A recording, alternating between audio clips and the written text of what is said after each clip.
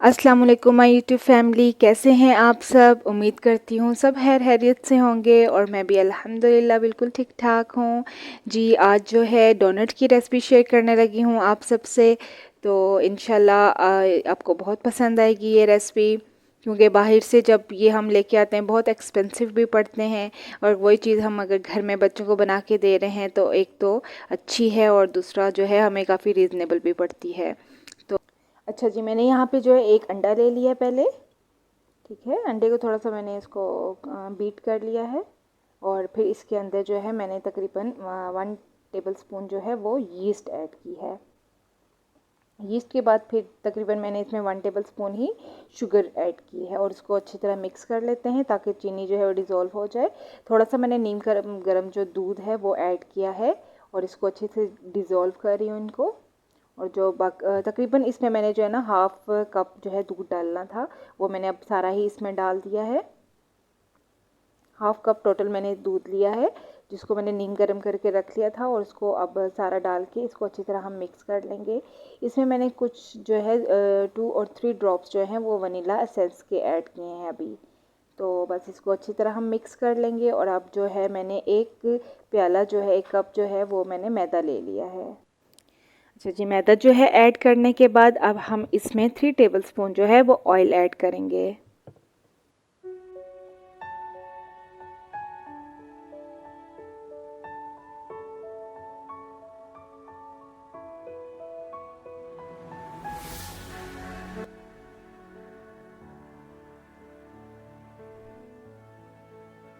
जी, oil add करने के बाद जो है अब हम इसको मिक्स कर लेंगे अच्छे तरीके से। हमने इसको अच्छी तरह मिक्स कर लेना है। फिर देखेंगे ये जो है अभी इसको मैदा और भी डालने की इसकी ज़रूरत है।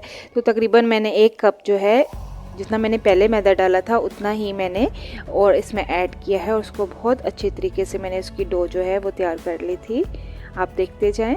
मैं पहले थोड़ा थोड़ा मैदा डाल रही हूँ उसमें, एकदम से सारा नहीं डालना। पहले थोड़ा सा 1/2 प्याला मैंने डाला है इसके अंदर, और इसको मिक्स कर रही हूँ। और जो है अब मैंने हैंड यूज़ करना शुरू कर दिए हैं, हैंड से इसको अच्छी तरह मिक्स कर रही हूँ। तो ये अभी भी चिपक रहा है थोड़ा सा, तो इसमें मैं थोड़ा थोड़ा और मैदा जो है वो ऐड करती रहूँगी जब तक ये जो है इसकी हमारे डो तैयार ना हो जाए, अच्छी सी डो।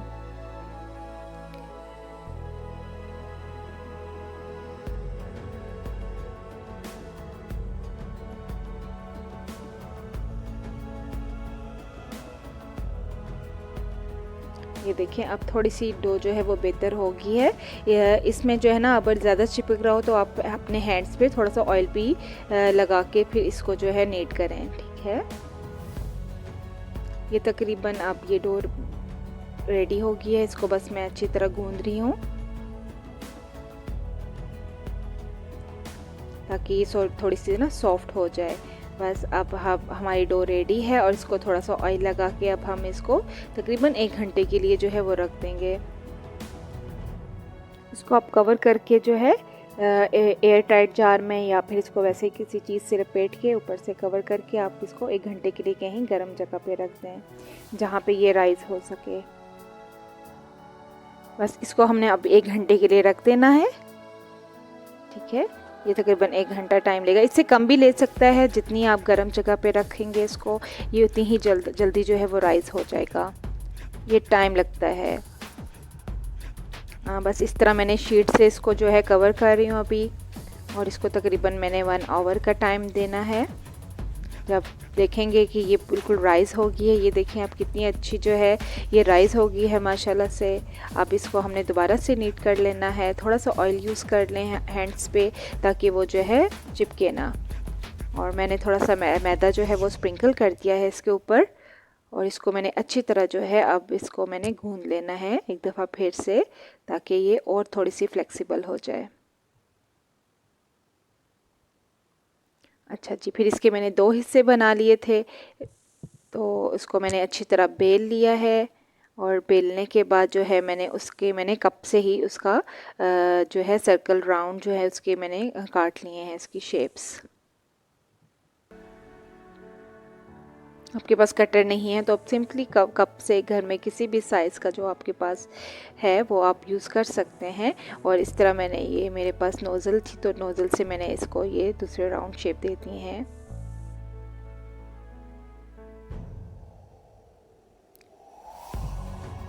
اسی طرح کر کے ہم نے سارے اپنے ڈونٹس ریڈی کر لیے ہیں. یہ دیکھیں سارے، یہ ان کا سائز بھی دیکھ لیں کتنے موٹے رکھنے ہیں اس کو. اور ڈونٹس ریڈی کرنے کے بعد بھی اس کو میں نے جو ہے تقریباً 10 سے 15 منٹ میں نے ریسٹ دیا تھا تاکہ یہ تھوڑے سے آل رائز ہو جائیں. تو تھوڑے تھوڑے فاصلے پہ آپ نے ان کو رکھ کے جو ہے اس کو تھوڑا ریسٹ دینا ہے 10 سے 15 منٹ. اب دیکھیں 15 منٹ کے بعد یہ کتنے ماشاءاللہ سے آل رائز ہو گئے ہیں. تو اب یہ بالکل فرائنگ کے لیے ریڈی ہیں. اب ہم نے بہت ہی احتیاط سے جو ہے ایک ایک ڈونٹ اٹھا کے اس کو آئل میں ڈالنا ہے تاکہ ان کی شیپ جو ہے وہ خراب نہ ہو. یہ بہت ہی سافٹ ہوتے ہیں اس لیے بہت احتیاط سے ان کو ڈالنا پڑے گا. تو بس ہم نے اس طرح ڈال لیے ہیں. اور جو بیسٹ ڈونٹس کی جو نشانی ہوتی ہے کہ جیسے ہی آپ آئل میں ڈالیں گے یہ فلوٹنگ کرنے لگیں گے.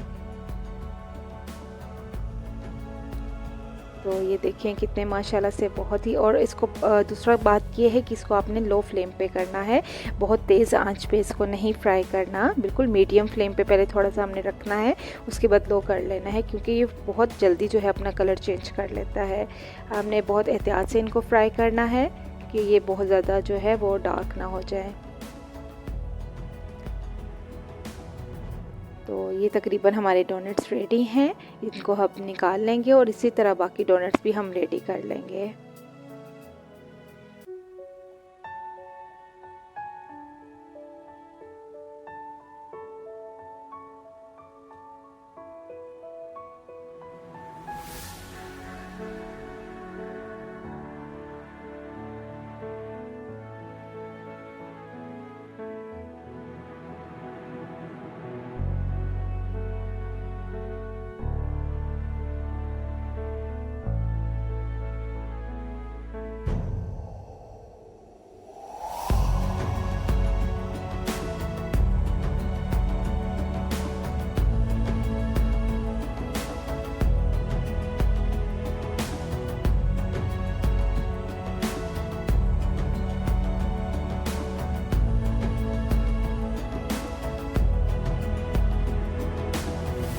جی یہ جناب ہمارے ڈونٹس بالکل ریڈی ہیں. میں نے سارے ڈونٹس ریڈی کر لیے ہیں. اب ان کو ہم کچھ دیر کے لیے ٹھنڈا ہونے کے لیے رکھیں گے. یہ دیکھیں میں ایک ڈونٹ آپ کو چیک بھی کرا کے دکھاتی ہوں کتنے ہی سافٹ بنے ہیں. بالکل ہلکا ہلکا میں اس کو کر رہی ہوں، بہت گرم ہے، بہت سلولی کر رہی ہوں لیکن پھر بھی بہت آسانی سے ٹوٹ رہا ہے اور بہت ہی سافٹ ڈونٹ بنا ہے. بہت ہی پرفیکٹ ڈونٹ بن کے تیار ہوئے ہیں.